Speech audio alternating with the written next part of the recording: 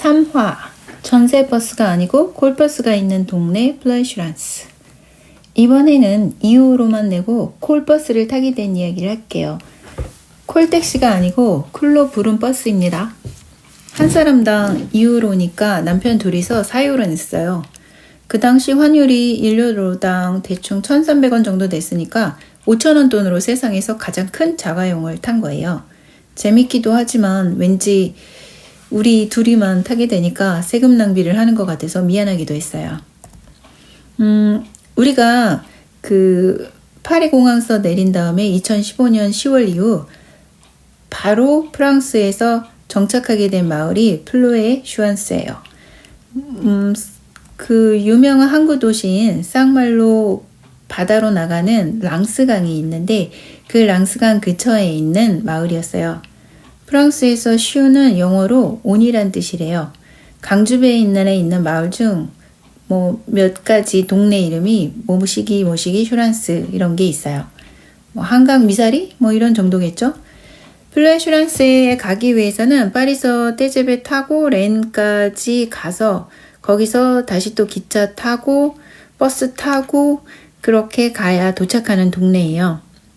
근데 물론 저희는 이제 그 중간을 저 같은 경우는 그 중간이 생략됐어요.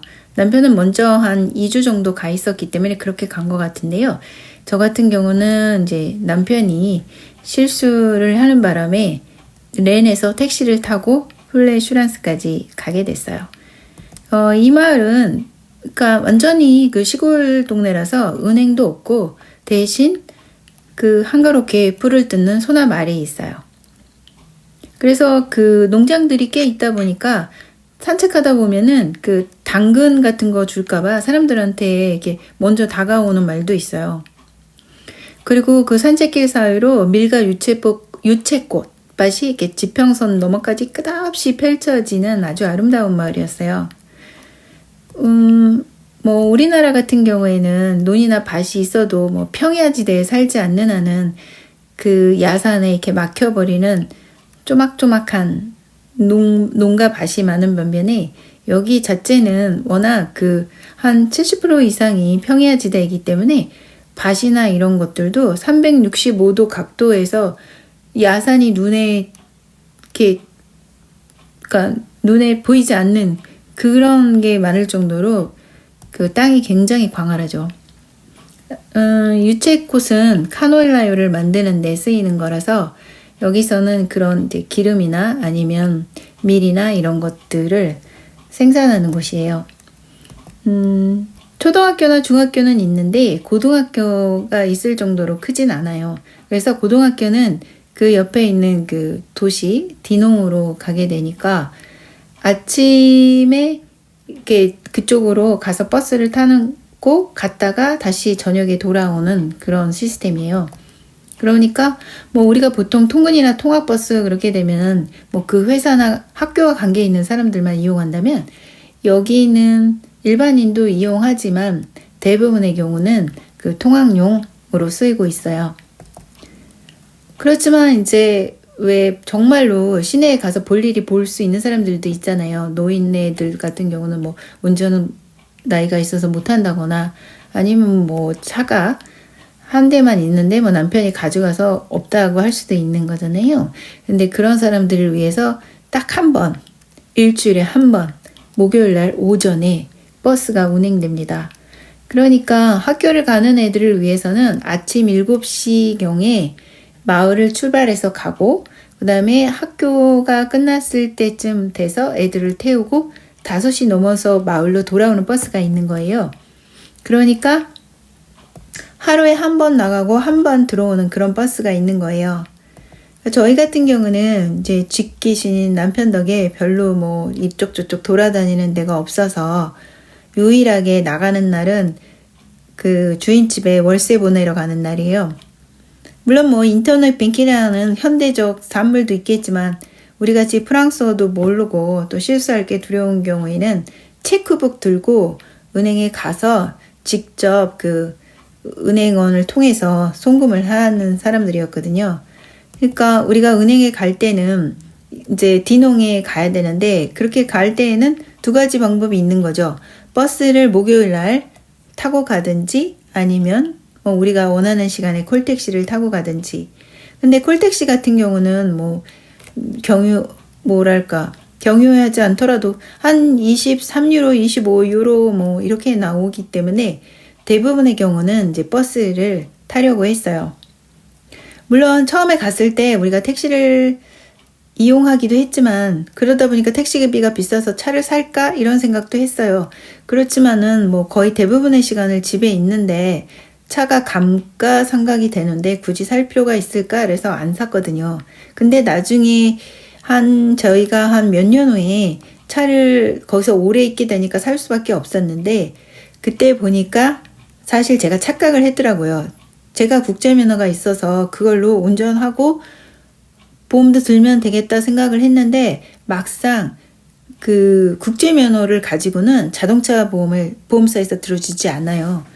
그래서 자동차 보험은 오로지 그 렌트카 빌릴 때만 그 회사에서 그 들어주는 거, 그거에 대해서 우리가 보험료를 내는 거, 그 정도이지 개인적으로 내가 차를 소유한다 하더라도 국제면허로는 운전 자동차 보험을 들 수가 없기 때문에 실질적으로 운전하는 건 좀 어려워요.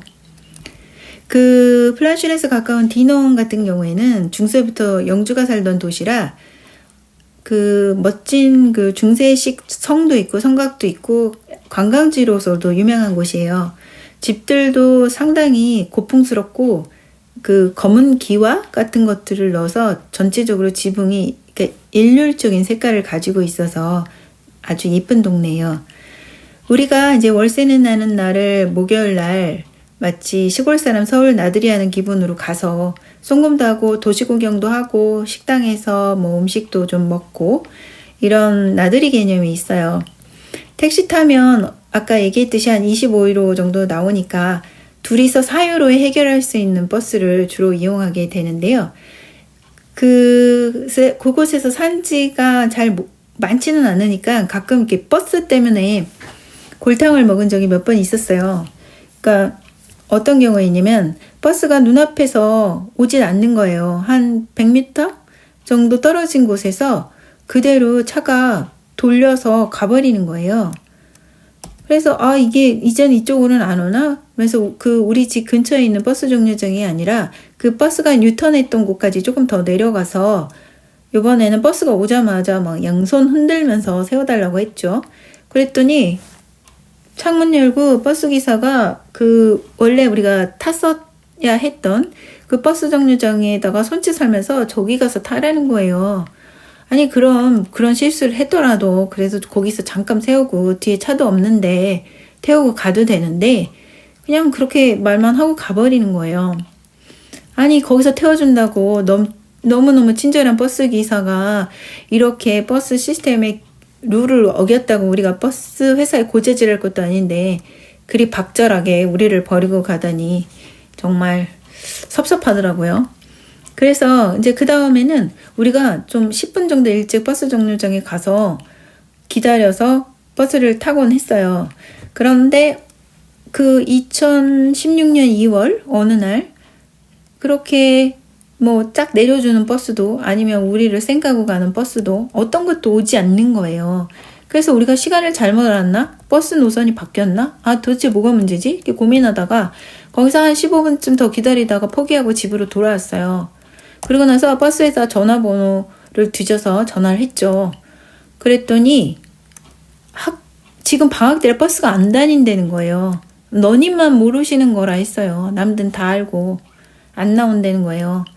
아니 방학 때 마을에 버스가 안 다닌다는 게 근세 한국의 교통 시스템 역사책에도 안 나올 정말 금시초문 이야기 아니겠어요? 정말 기묘한 동네인 거예요. 나라 국적이 바뀌었다고 이렇게 여러 가지가 불편할 수 있나? 아니 국적이 아니죠. 나라가 바뀌었다고. 어쨌든 화는 났지만 버스 시스템이 걔네 동네는 그렇다는데 저희가 잠깐 와서 더부살이 하는 입장에서 이렇다 저렇다 불평을 할 수는 없는 거잖아요. 하여튼 그쪽에서 알려준 거는 너네가 앞으로 학교 방학 동안에 버스를 타고 싶으면 하루 전날 인터넷으로 버스 회사에다가 예약을 해. 그렇게 알려주더라고요. 택시비를 26, 뭐 27? 그렇게 내면서까지 월세를 내러 갈 생각도 없고, 그리고 올 때도 또 택시를 타야 되잖아요. 아예 버스가 안 다니니까. 그러면 거의 뭐 50유로가 넘어버리니까 그냥 포기하고 그 다음 주에 그럼 가자. 이렇게 이제 했죠. 그래서 그 다음 주에는 이제 목요일 날 버스를 수요일에 예약을 했어요. 그랬는데 진짜 큰 대형 버스, 우리나라에서 하는 그 전세 버스 있잖아요. 우리 관광지 갈 때. 그런 버스가 온 거예요. 근데 가는 동안에 진짜로 디농에 가는 동안에 한 명도 타지 않아서 우리 둘이만 갔어요.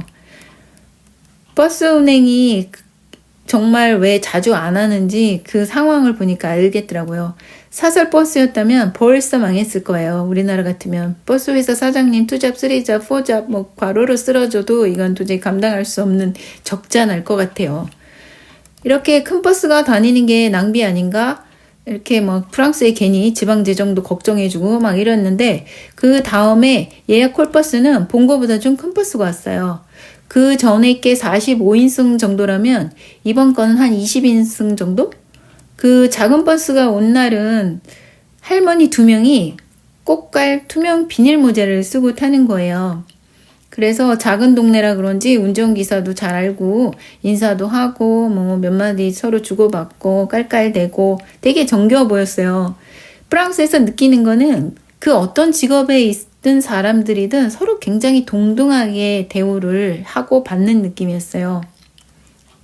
이 동네는 이제 비가 부슬부슬 내리는 날이 많은데 그 비가 뭐 옷 속까지 젖을 정도로 많이 오진 않아요. 그래서 많은 사람들이 이제 들고 다니는 그 우산이 귀찮잖아요. 그러니까 남자들이나 젊은 여자들은 후드나 모자를 써서 그냥 머리만 가리고 눈에 빗물 안 들어가게 하고, 할머니들은 이렇게 그 투명 꽃갈 모자를 써서 그 머리에 비만 안 젖도록 하거든요. 그러니까 어떻게 보면 우리의 의복이나 문화라는 게 살면서 생활의 편리성을 찾아서 발전해 온 것 같아요.